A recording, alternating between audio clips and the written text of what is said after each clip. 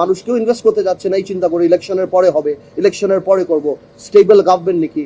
বৈদেশিক যারা আমাদের বন্ধু বান্ধব বা অন্যান্য দেশ আছে তারাও পর্যন্ত এই সরকারকে ওই সিরিয়াসলি তারা নিবে না। আমরা এটা বিশ্বাস করি যে এই সরকার আমাদের সরকার, এই সরকার আমাদের আন্দোলনের সরকার, এই সরকার ছাত্র জনতার আন্দোলনের সরকার, এবং কিন্তু এই সরকার জনগণের সরকার, কিন্তু জনগণের দ্বারা ভোট দ্বারা নির্বাচিত সরকার। আমরা সবসময় চাই এই সরকারের পাশে আমরা ছিলাম, আমরা আগামীতেও থাকবো, এবং আমরা 7ই আগস্ট থেকে আরম্ভ করে আজকে পর্যন্ত প্রত্যেক জায়গায় বলে আসছি যে আপনারা একটা নির্বাচনী রোড ম্যাপ দিন। নির্বাচন অত্যন্ত গুরুত্বপূর্ণ। নির্বাচন ছাড়া আপনারা যে সংস্কারের কথা বলছেন, সংস্কার একটা চলমান প্রক্রিয়া, আমরাও সংস্কারের পক্ষে। তবে এটাও বাস্তব যে সংস্কার আপনারা করেন, কিন্তু বড় সংস্কার করতে হলে জনগণের ম্যান্ডেট ছাড়া সেই সংস্কার যদি হয় তাহলে সেই সংস্কার খুব কঠিন হবে না, খুব শক্তভাবে থাকবে না।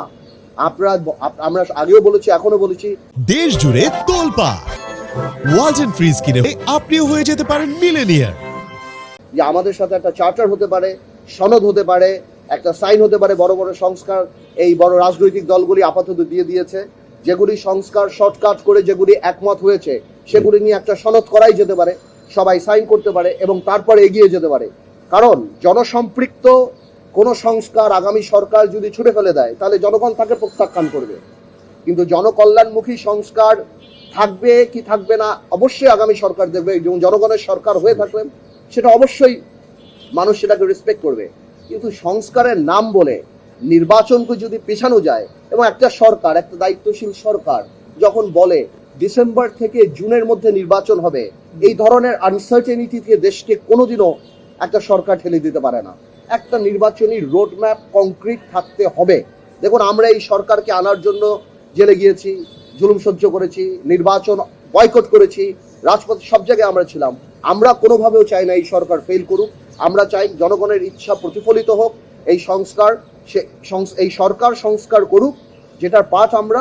কিন্তু এমন কোনো সংস্কারের জন্য যেন কালক্ষেপণ না হয়, যাতে করে এই দেশের মানুষ চিন্তা করা আরম্ভ করে যে আমরা কি আবার নির্বাচন কবে হবে, আদৌ হবে কিনা, এই ধরনের প্রশ্ন আসে। ডিসেম্বর আগে তো অবশ্যই নির্বাচন করা সম্ভব, বিকজ মেজর পলিটিক্যাল পার্টিগুলি যে সংস্কারগুলি দিয়ে দিয়েছে, ওনারা শুধু এগুলি কাটশর্ট করে তারা বলে দিবে যে কোন কোন ব্যাপারে ওনারা একমত হয়েছে, আর যেগুলিতে একমত হয়নি সেগুলি তো আর নেগোসিয়েশন করার সুযোগ নাই। সেগুলি যদি ওনারা জনসম্মুখে বললেই পারে, যদি জনকল্যাণমুখী কোনো সংস্কারে আমরা একমত না হই তাহলে সেটা তো জনগণ আমাদেরকে প্রত্যাখ্যান করবে।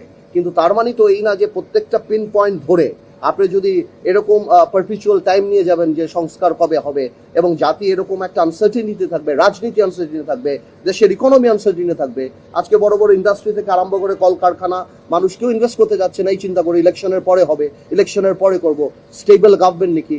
বৈদেশিক যারা আমাদের বন্ধু বান্ধব বা অন্যান্য দেশ আছে তারাও পর্যন্ত এই সরকারকে ওই সিরিয়াসলি তারা নিবে না। বিকজ আপনার টার্ম কতখানি সেটার উপর নির্ভর করে যে লং টার্ম আপনার কি হবে। তা আমার মনে হয় যে এই কালক্ষেপণ এখন না করে নির্বাচনী রোড ম্যাপটা এখন জনগণের দাবি। যেই সংস্কারগুলো সবাই একমত হয়েছে এবং বাকিগুলি যেগুলিতে একটা ন্যাশনাল সনদ নিয়ে বা একটা চার্টার করে নির্বাচনমুখী হয়ে গেলেই হয়। আপনি 50টা রাজনৈতিক দল 50টা ব্যাপারে অনেক কিছু অপিনিয়ন থাকতে পারে, তার উপরে ভিত্তি করে একমত হব ওই চিন্তা করে আপনি তো আর এই নির্বাচনকে পিছিয়ে নিতে পারেন না, বা আপনি এটাকে একটা ঘোলাটে পরিবেশ সৃষ্টি করতে পারেন।